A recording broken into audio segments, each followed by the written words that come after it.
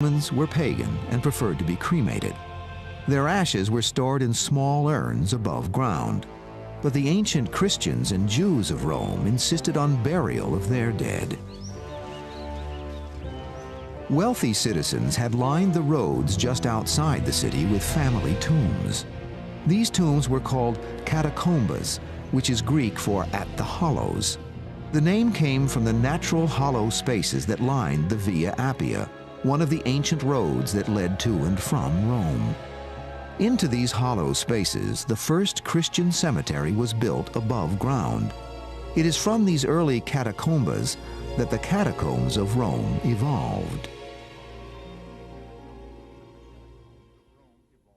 Most are now closed to the public in order to protect their wall paintings, which even human breath could damage beyond repair. Although this funerary art was probably created to entertain the dead, the paintings provide us with a rare window into the past, a look at daily life and early religious belief in Rome during the 2nd and 3rd centuries AD. The construction of the catacombs began in the 2nd century. The move from ground level to underground burial sites was caused by the need for more space. Early Christians excavated a vast system of galleries and linking passages, one beneath the other, joined by narrow, steep steps that descend as far as 4 stories. These passages measure about 8 feet high and less than 3 feet wide. Slot-like graves called loculi, Latin for little place, were cut into the walls, just large enough to hold one body each. It was into these slots that the bodies of common workers, mothers, children, and elders were interred. The rich were often laid to rest in elaborate marble sarcophagi, the costliest form of burial. Saints and martyrs who had died for the faith were entombed in an acrosolium, a place of honor. It consists of a grave slot dug below a semicircular niche carved into the wall and decorated with symbolic painted figures. Many of the catacombs were named for the saints who were buried inside them. Those named for Saints Peter and Marcellinus contain paintings that provide clues about the men who dug these cities of the dead. The catacombs were actually dug by a guild of professional diggers. They were called fossori, which means the cave makers. And they were like a trade union, a skilled craft, a very difficult one, of course. The fossori labored in the bedrock below Rome that is made up of tufa, a soft mineral that resembles sandstone. They fashioned this tufa into elaborate galleries, rich with architectural detail carved right into the soft stone, creating the impression that the catacombs grew here by some miraculous natural force. The early tunnel diggers sought to safeguard the tombs from sacrilege and thievery. They designed these mazes and narrow passageways to make it difficult or impossible for an outsider to find his way in or out. When you combine then the idea that the body must be preserved because in Christian dogma it will rise and be restored to its human state, then the preservation of the body underground in a place that's hard to get into, can be guarded and the like, makes good sense. The passages were so dark and foreboding that the Latin scholar St. Jerome wrote that a Sunday visit to the crypt of a martyr more resembled a visit to hell. I was accustomed to visit, on Sundays, the sepulchres of the apostles and martyrs. And often did I enter the crypts, deep dug in the earth, with their walls on either side lined with the bodies of the dead, where everything is so dark that it almost seems as if the psalmist's words were fulfilled. Let them go down alive into hell, Modern-day visitors still report a sensation not unlike what St. Jerome felt over 1,000 years ago. The experience of entering a catacomb is really not like any other experience I can think of. They are very cold. The temperature drops 40, even 50 degrees. It's damp underground. Today there's just a faintly moldy smell to catacombs, nothing worse than that. But the most striking thing about catacombs is the absolute pitch blackness. And the archaeologist has a flashlight, a very powerful flashlight, but the minute he's out of sight, the minute he turns a corner, it's as if he's not there at all. And that is a very, very unnerving sensation. Here and there, the light, not entering through windows, but filtering down from above through shafts, relieves the horror of the darkness. But again, as one cautiously moves forward, the black night closes round to bring the dreadful silence of the night. St. Jerome, Latin scholar. The only natural light and ventilation in the catacombs came from small openings in the ceiling called lucinati. It was also through these openings that water was brought down to be mixed with tufa dust to make the mortar needed to seal the graves. The social and spiritual importance of death to the early Christians led to more than 2 centuries of catacomb building. Religious persecution and diseases like plague ensured a high mortality rate in Rome. There was no shortage of corpses whose last wish was to be entombed beneath the city in the catacombs. To step down into a Roman catacomb is to enter another world. The narrow tunnels lead the visitor back in time, nearly 2,000 years. The earliest catacombs, built during the 1st century A.D., were probably elite burial grounds for noble families who had the tombs dug beneath their land. These were later enlarged to accept the burial of their Christian brothers, as well as Jews and others who were repulsed by the practice of cremation. It was in the 2nd and 3rd centuries, however, that catacombs took on their full importance as burial places for the people who were called saints and martyrs. Many of the martyrs met their death at the hands of Roman mobs. How often does a hostile mob, bypassing the regular courts, assail us? In their riotous fury, they do not even spare Christians who are dead, but plunder their corpses. Quintus Septimus Tertullian, Christian theologian, 220 A.D. Many early Christians met their death not at the hands of a mob, but in arenas such as the Colosseum and the Circus Maximus. It was here, as part of a larger reign of persecution, that some Christians chose to suffer death in the jaws of a lion rather than renounce their religious principles. Other times, they were forced to fight with trained warriors, a spectacle that was considered entertainment in Rome. The result filled the catacombs with people remembered as martyrs and saints. So much of the early Christian world really is lost in legend that we don't always know exactly what these people did to deserve being called saints. But probably something heroic. They may have been killed in one of the persecutions by the Romans, and probably these were people who died a martyr's death, who died for their faith, and that's why they were sainted. One of the saints buried in the catacombs was St. Paul. It was Paul who had popularized the belief in resurrection among the early Christians. If Christ had not been raised, your faith is futile. Christ is the first fruits of those who have fallen asleep. St. Paul. It was in the confidence of resurrection inspired by St. Paul that the ancient Christians buried their dead in the catacombs. St. Paul was the man who had the vision that Christianity could be something more than just a religion for Jews, that it could be an international faith. And it was Paul who made Christianity an international faith. For this reason, the catacombs became a place for ancient Christians to visit and worship the saints and martyrs. For centuries, faithful Christians, called the cult of the martyrs, knelt in worship at the tombs of those who had died for their religious beliefs.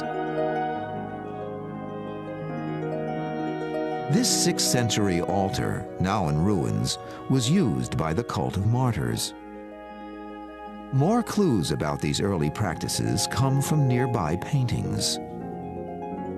The paintings in the catacombs give us some of our best clues to what early Christian practice really was. And you have pictures of mixed groups of people sitting around tables, drinking wine, and eating bread. And this was a very touchingly simple kind of a ceremony. Scholars believe that this simple communal meal of bread and wine, chronicled in numerous catacomb paintings, is the origin of the ritual that eventually came to characterize the Catholic Mass.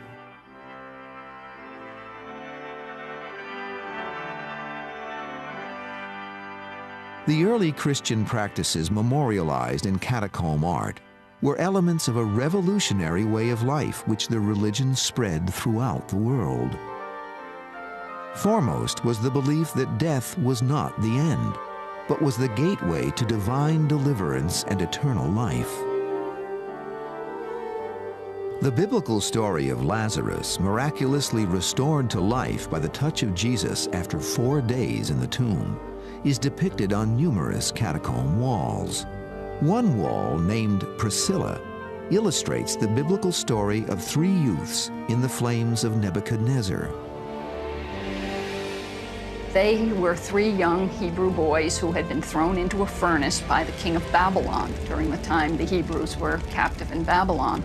And they didn't burn up, thanks to the intervention of God. So this is one of these wonderful, archetypical images of salvation from the jaws of death, which the Old Testament provides in abundance, and which the Christians used as symbols of their own salvation. That just as God saved the 3 Hebrew boys from the fiery furnace of Babylon, so God will save us. Interestingly, the early Christians were reluctant to depict Jesus Christ directly on the walls. But nearly all catacombs in Rome contain a curious image of the Good Shepherd. The Good Shepherd can be understood in a sense as an image of Christ that reflects a metaphor that Christ used of himself in the gospel narrative. He described himself as the Good Shepherd.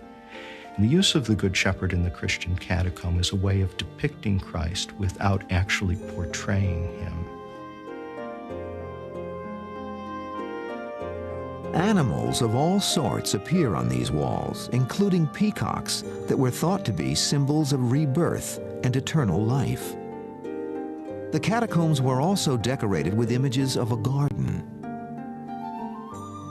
One of the major themes of pagan funerary art in late antiquity, which the Christians absorbed, was the theme of the garden. The afterworld was imagined as a beautiful garden where all of the pleasures of this life were possible. And the imagery in the Christian catacombs takes over many of these garden themes. We find birds and flowers, trellises, garden architecture, depictions of the seasons, of the skies. The early Christians freely adopted Greek and Roman symbols and mythology for inspiration in the catacombs. Many walls depict Hercules, the great mythological hero who was famous for his courage and strength. Here, Hercules is killing the multi-headed Hydra of Lerna, which could grow 2 new heads for each one it lost. Also intriguing was the early Christian use of dolphin images. Dolphins are Greco-Roman symbols. They're these sea creatures that, according to Greek and Roman mythology, they thought that dolphins carried souls across the seas into the afterlife.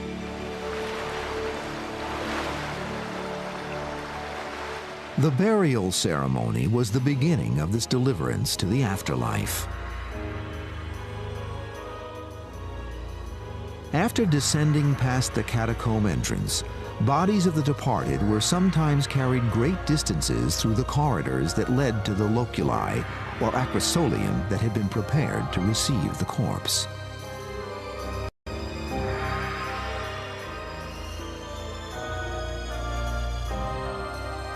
The bodies were not embalmed in the catacombs. They were loosely wrapped in cloth, and they were placed in these slots in the wall, very shallow slots in the wall.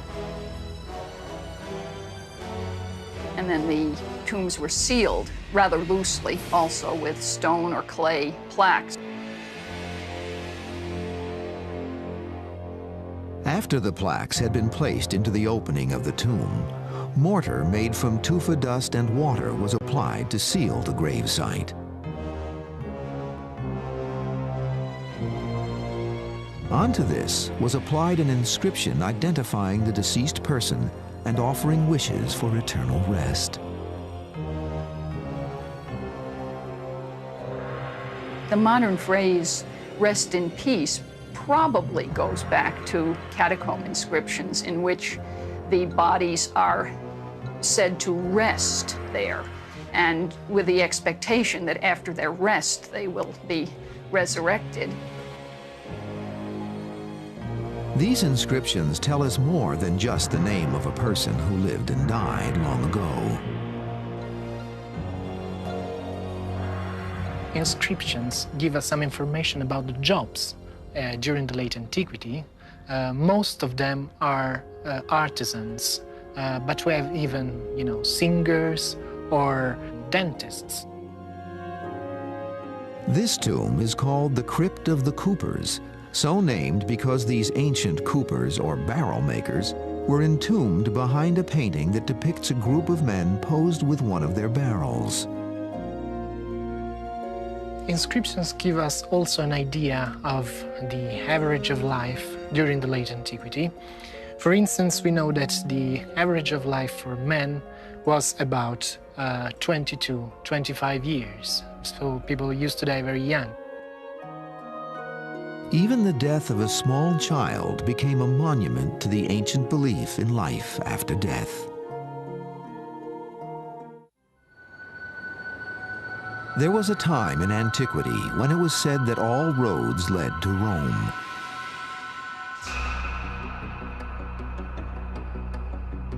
In 400 AD, the most important road in ancient Rome was called the Via Appia. By this time, the largest and most elaborate catacombs had been built here. New ones were being dug, and soon there would be more than 60 miles of underground cemeteries snaking below the city. It was truly a city of the dead, a necropolis. This was the largest. The ancient Christians had named it Domitilla.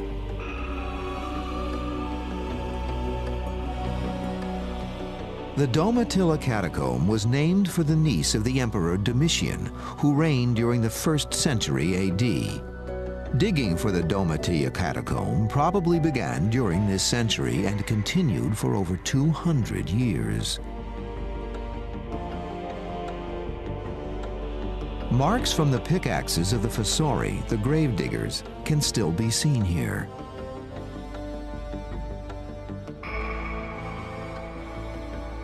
This is the tomb of Diogenes the digger, and although his portrait has faded away, this sketch of it was made before it vanished in the 18th century.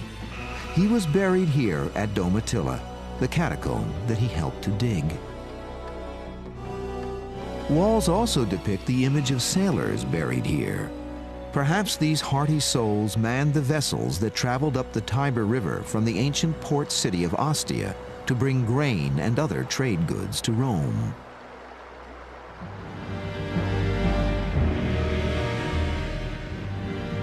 The Dom Attila catacomb is a marvel of space and efficiency. With 4 or 5 grave slots dug one above each other, there are at least 10 graves stacked in the walls for every 6 feet of underground hallway. By the end of the 5th century, there were 750,000 people buried in the catacomb tunnels that surround ancient Rome. The Catacomb of Dom Attila consists of several superimposed networks of corridors. It's one of the Roman catacombs that's most clearly organized on a geometric grid. Dom Attila is huge. There are some 8 miles of funeral galleries and passageways that have been explored and mapped by archaeologists here. With so many miles of catacombs under Rome, there has grown a long-standing myth that the ancient Christians hid in the catacombs in times of danger or persecution. Silent movies and turn-of-the-century illustrations favored this notion. But scholars and archaeologists challenge this centuries-old belief.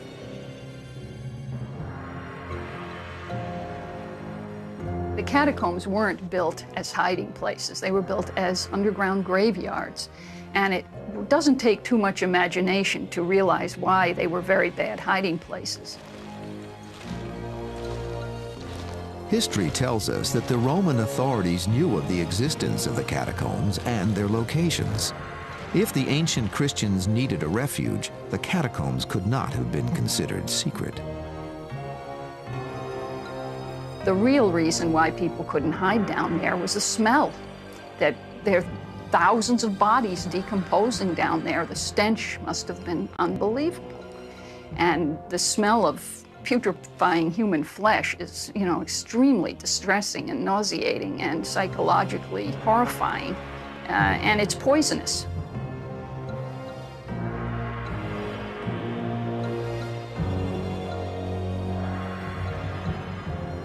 Yet generations of artisans and painters braved the atmosphere underground in order to decorate these elaborate chambers of death, leaving us to wonder at their motives.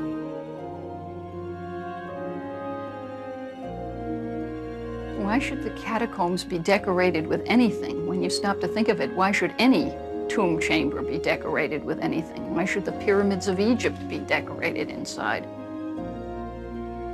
People seem to feel that the dead needed that kind of attention and that they needed a pleasant resting place. But this was more than frivolous decoration. The ancient Christians were leaving the departed something important. About 9/10 of all the paintings known in catacombs are Old Testament paintings. Clear symbols of death and resurrection. For example, Jonah, in the 3 basic things, he sees the whale, he gets swallowed by it, and then he's spit out into the ocean. That's a very common scene, and it is, of course, clear reference to evil and good, to the saved person. The biblical story of Daniel in the lion's den is represented by a nude person standing between 2 lions. The ancient Christians believed Daniel conquered this danger with prayer. These paintings often surprise present-day observers because of their apparent lack of refinement. Anyone expecting the polish and perfection of the imperial Roman art that was created above ground would probably call these works naive or haphazard. But there's a simple reason for the discrepancy between the 2 standards of beauty. The reason the catacomb paintings look slapdash is really very simple. It's that the conditions under which they were painted were so terrible. Pitch dark down there, lit only by flickering torches. It's cold, it's damp. And back then you had this horrendous smell of rotting bodies. No one would want to spend a lot of time down there. And as far as inspiration for great art, I don't think so. Yet despite the challenge of their surroundings, the simple artwork of the catacombs allows us to stand between two worlds, an ancient world of purity, faith, and simplicity of worship, and a modern world where the symbols of these time-worn beliefs are fading away.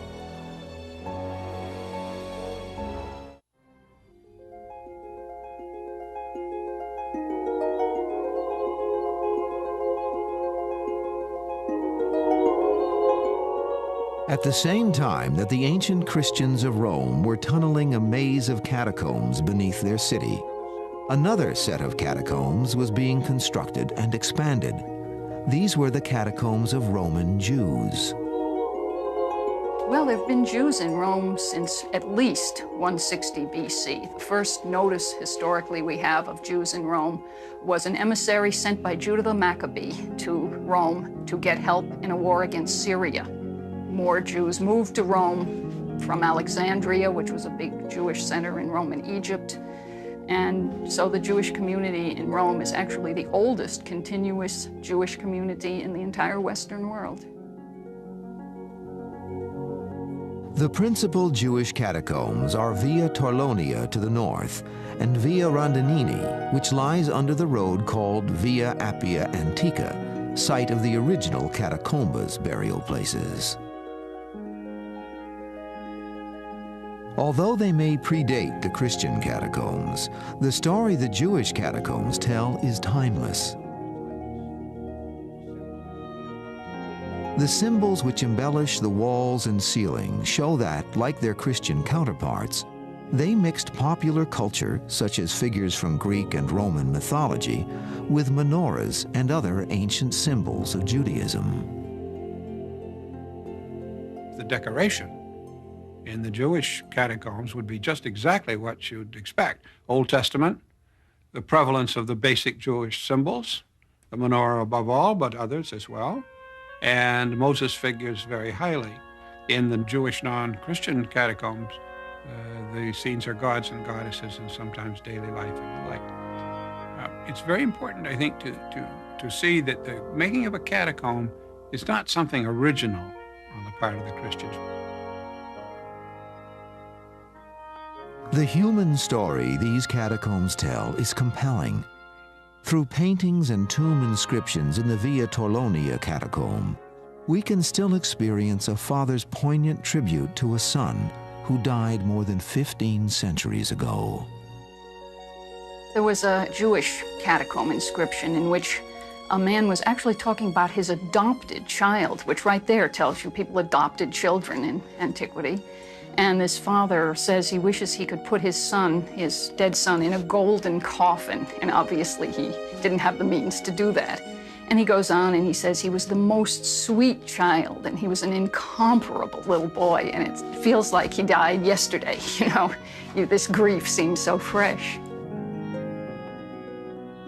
It is an historic irony that above the Jewish catacomb of Via Torlonia stands the wartime residence of the fascist dictator Benito Mussolini. During World War II, as he denounced the Jews as strangers in Italy, he lived above a Jewish resting place that was nearly 2,000 years old. There is yet another Roman catacomb that is most curious. This is because it lies over 1,000 miles away from Rome. It is beneath the Egyptian port city of Alexandria. Here, time-worn relics of ancient Egypt can be seen resting alongside Romanesque pillars. The catacomb is called Combe el Shagafa. Inside, we see a place where two cultures have blended into one. Built during the 1st and 2nd centuries AD, at the time when Alexandria was part of the Roman Empire, this magnificent catacomb looks much like those of ancient Rome. Unlike the Roman catacombs, the dead were lowered through a shaft, while the living walked down the surrounding spiral stairway.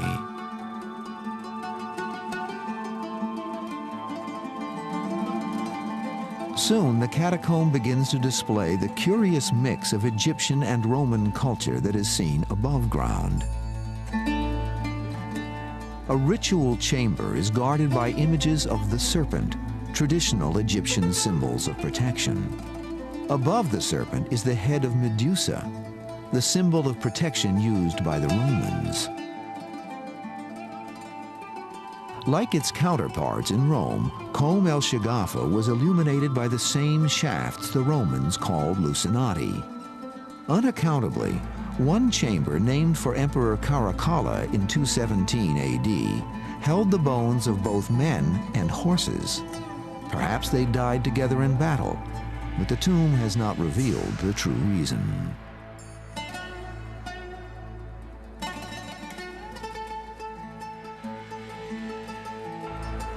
Inside the smaller burial chamber, the acrosolia are carved out of soft limestone.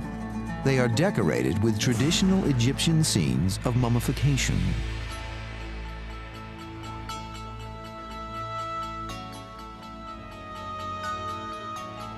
The figures of a wealthy man and woman who were buried here stand gazing out from behind ancient stone eyes.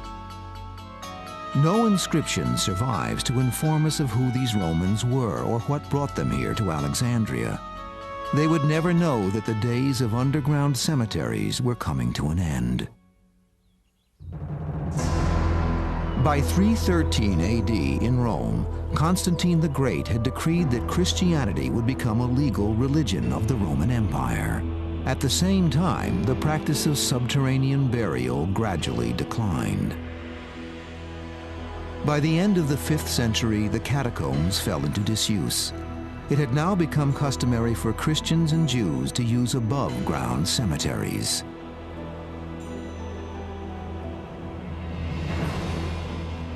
The monumental legacy of vast labor and ancient culture left in the catacombs was largely abandoned. The reasons why the catacombs were abandoned are almost as mysterious as the reasons why they were started to begin with. Some people say that once Christianity was legalized, that there was no further reason to have burials underground. Another puzzling truth is that by the 9th century AD, the catacombs had not only been abandoned, they had been completely forgotten by worshippers. By the late Middle Ages, the bones had begun to disappear.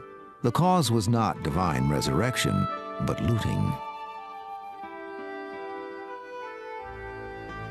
The practice of stealing bones from the catacombs was unfortunately extremely prevalent during the Middle Ages. In fact, miles of catacomb corridors were picked clean of bones during the Middle Ages, which is why when you visit most catacombs today, you don't see any bones at all, because they were long ago carted off as relics. There was a belief that they had magical properties.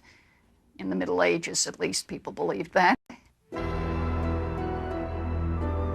People in and around ancient Rome visited the catacombs during this time as sightseers or pilgrims, curious to touch the tomb of a martyr.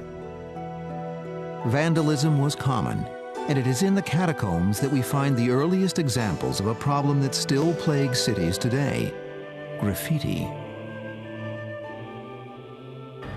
Pilgrims used to sign their names on the walls close to the martyr's tomb to say, "I've been there," and sometimes we have graffitis, inscriptions, just like, "Please pray for me." The Middle Ages saw the catacombs visited by the thoughtful and the destructive. But their true value as a time capsule and a window into the past would not be appreciated until more modern times.